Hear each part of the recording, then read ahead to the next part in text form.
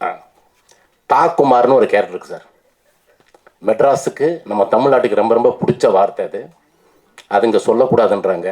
நம்ம தமிழ்நாட்டு கவர்மெண்ட்டும் நம்ம தமிழ் சினிமாவுடைய சென்சார் ஆஃபீஸர்ஸ் அவங்களாம் வந்து ரொம்ப ஸ்ட்ரிக்ட்டு நோட்டு பண்ணிட்டாங்க.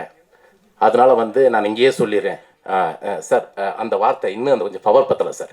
சொல்லுங்கள் தா, சொல்லுங்கள் தா தா. அந்த நீங்கள் தப்பா இருக்கீங்க, நீங்கள் ஃபில்அப் பண்ணிக்கிங்க. 3000 வாட்டி நான் சொல்லியிருப்பேன் தலைவா. அத்தனை தா கேட்டார், நானும் கரெக்டாக பண்ணிட்டேன், சூப்பராக பண்ணிட்டேன். படம் வந்து முடிச்சு, படம் டப்பிங்கெல்லாம் பேசிட்டேன், முடிஞ்சு. இப்போ சென்சார் போர்டில் வந்து சார் அந்த வார்த்தை படம் ரொம்ப நல்லா இருக்குது சார், சூப்பராக இருக்குது. நம்ம தமிழ்நாட்டுக்குன்னு ஒரு கட்டுப்பாடு இருக்குது சார், நமக்கு ஒரு விஷயம் இருக்குது, அந்த வார்த்தை வேணாம். யூடியூப்பு, கூகுளு, அந்த ட்விட்டரு அதெல்லாம் தொட்டி விட்டோம்னா தட்டி விட்டோம்னா அம்புட்டு கொட்டுது. அவ்வளோ விஷயங்கள் இருக்குது, அவ்வளோ பேசுகிறாங்க. இந்த ட்ரெய்லர் பார்க்கும்போது லைட்டாக அழுக வருது எனக்கு. ஏன்னா நான் அவ்வளோ கஷ்டப்பட்டு நான் நடித்தேன். அது இல்லாத போது எனக்கு ஒரு ஃபீல். ஏன்னா நான் பண்ணியிருக்கேன், அவ்வளோ வார்த்தைகளை பேசி நான் பண்ணியிருக்கேன் நான்.